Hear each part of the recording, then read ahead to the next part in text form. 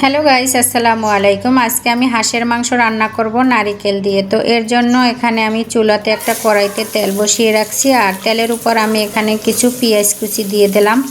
এখন এই পেঁয়াজ কুচিগুলো আমি অনবরত নেড়ে যাব, কারণ পেঁয়াজ কুচিগুলো একদম হালকা ব্রাউন কালার হবে। তারপরে আমি পানি দিয়ে বাকি মশলাগুলো দিয়ে দেব।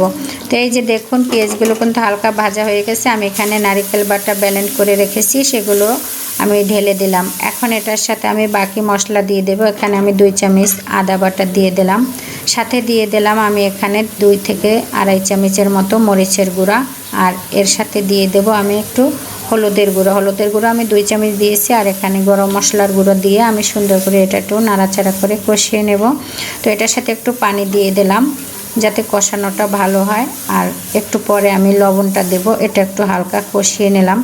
নারিকেল বাটা দিয়ে হাঁসের মাংসটা খেতে কিন্তু খুবই ভালো লাগে। তো আমি একটু লবণও দিয়ে দিলাম, আর সাথে গোলমরিচের গুঁড়া আর গরম মশলার গুঁড়া আর ধইনা জিরার গুঁড়াও অ্যাড করে দিলাম। এখন এটা সুন্দর করে নাড়াচাড়া করে আমি অনবরত কষিয়ে নেব। মশলাটা যত কষানো ভালো হবে তত সুন্দর লাগবে। তো এখন আমি হাঁসের মাংসগুলো উপর থেকে আস্তে করে ছেড়ে দিলাম। এখন হাঁসের মাংসগুলো আমি নাড়াচাড়া দিয়ে কষিয়ে নেব।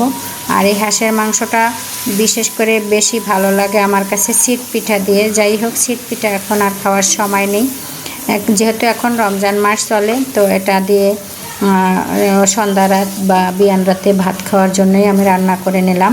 তো এটা সুন্দর করে আমি কষিয়ে নিলাম। এটা অনেকক্ষণ ধরেই কষাতে হবে। হাঁসের মাংসের একটা আলগা গন্ধ থাকে। অনেকেই কিন্তু হাঁসের মাংস এই গন্ধের জন্য খায় না, কিন্তু হাঁসের মাংস রান্না করতে পারলে গন্ধটা আর থাকে না। হাঁসের মাংস বিশেষ করে রান্না করতে হলে এই যে আস্তে আস্তে রসুন বা রসুনের কোয়া খুলে দিতে হয়।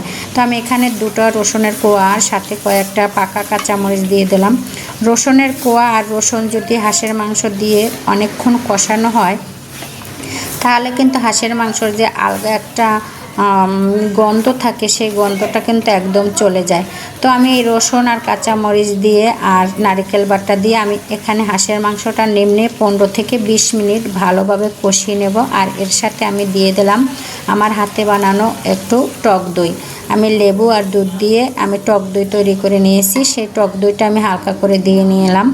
এখন এটা আমি আরও 20 মিনিট ঢাকনা দিয়ে ঢেকে রেখে সুন্দর করে কষিয়ে নেব।